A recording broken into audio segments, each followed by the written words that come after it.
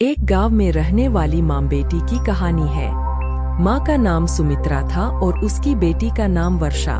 सुमित्रा एक बहुत ही संवेदनशील और धैर्यशील महिला थी जो गांव में सम्मानित थी।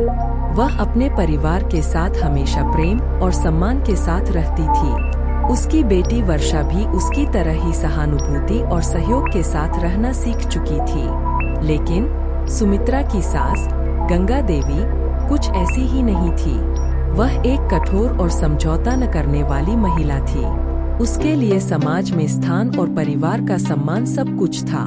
उसे लगता था कि उसकी बहू सुमित्रा कभी उसकी उम्र के साथ नहीं बन पाएगी। एक दिन सुमित्रा ने गंगा देवी को अपने साथ किसी महत्वपूर्ण कार्य के लिए बात की।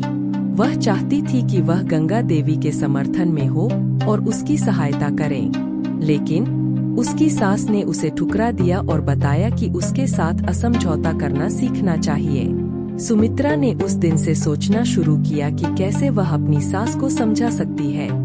वह जानती थी कि सास बहू का रिश्ता गहरा होता है और उसे अपनी सास को समझने की कोशिश करनी चाहिए। उसने धीरे धीरे गंगा देवी के साथ अधिक समय बिताने का प्रयास किया। वह उसकी बातों को समझने की कोशिश करती, उसके समर्थन में खड़ी होती और उसके साथ बनी रहती।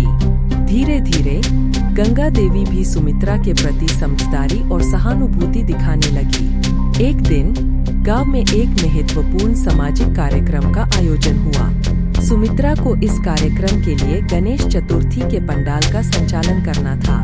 वह जिम्मेदारी से संचालन कर रही थी, लेकिन अचानक बारिश शुरू हो गई। सभी लोगों को विचार करने के बाद गंगा देवी ने गणेश पंडाल में बारिश के चलते छत के नीचे जाने की सलाह दी। उसने सुमित्रा को भी वहां जाने का सुझाव दिया। सुमित्रा ने गंगा देवी की सलाह मानी और उनके साथ छत के नीचे चली गई। छत के नीचे वह दोनों अपने बारे में बातें करने लगी। गंगा देवी ने सुमित्रा से कहा, तुमने मुझसे बहुत सहयोग किया है।